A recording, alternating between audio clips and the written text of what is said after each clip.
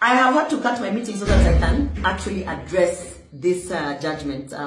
Jeremiah Nyegenya, the clerk of the Senate, took me to court on defamation claims. And in fact, this was the funny thing. The matter was brought to Parliament through him, because he's the one that pushed behind the scenes that it was brought to Parliament when I was absent. They discussed it in my absence. I responded when I was in New York through a video. He took the video, and that is the video that he took to say that he was defamed. Now, my claims are still on the table.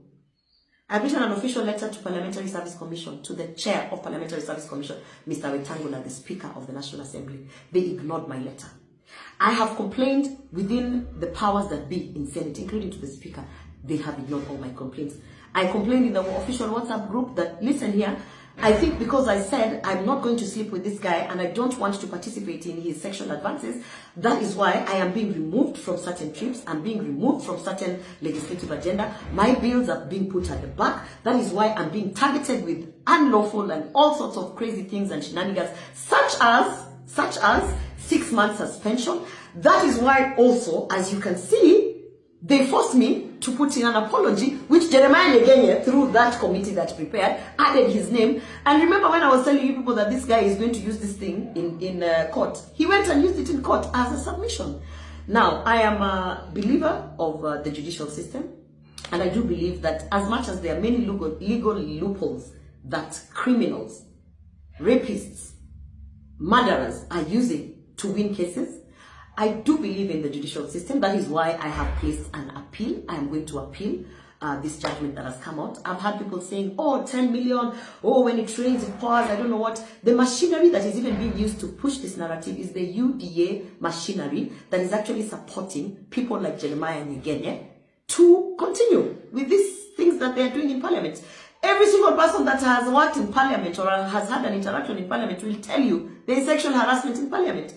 They will tell you they don't speak about it because this is what happens to you when you speak about it. So, and I mean, we are living in the times where we have seen even politicians being put on platforms and being told to turn around so that we can see your behind. This is a culture that somebody has to say no to. And I know that there is a price to pay to say no to that.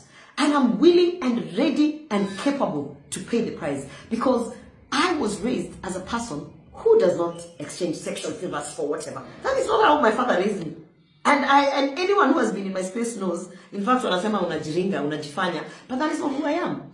And there are many girls and many women who are finding themselves in compromising situations. You saw how Sabina Chege, actually a woman of her stature and her age, just succumbed to turning around to show her behind, because that is how the powers that be force it. So I want to say this to Jeremiah Nyegenya and to the public that cares to listen. No one has investigated.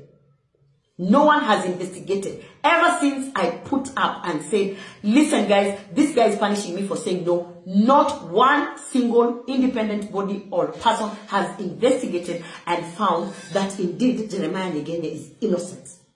The only thing you have to do, even beyond investigations, as the public, why is the Senate refusing to put public the travel reports? Let Kenyans see who has been traveling, how much they have been using in the travel, how frequent they travel, who they travel with, and what that means to the taxpayers. Because the moment they put out the travel report, you will see Jeremiah Nyegenya in a plane every day with someone and someone and someone. And those are people who are playing ball. You will see the leadership of the house in a plane to wherever constantly with certain people. You will see even the Speaker of the House constantly in some travel with certain people. So, that's the basic thing. So, I know there's a price to be paid, but let me tell you something. I believe that God put me in Parliament for a reason. And evil will never win. So, I am appealing. That is my position. I'm appealing in what has happened. I know that he used a legal loophole, and now he's pushing UDA party machinery and minions left, right, and center to push a narrative. But Jeremiah Nyegenya, there's no single investigation that has cleared you of sexual harassment. And that is the fact. And the Senate has not carried out any investigation. Do not lie to Kenyans.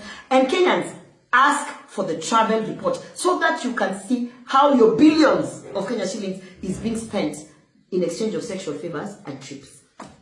Yeah, that's what I have to say about this.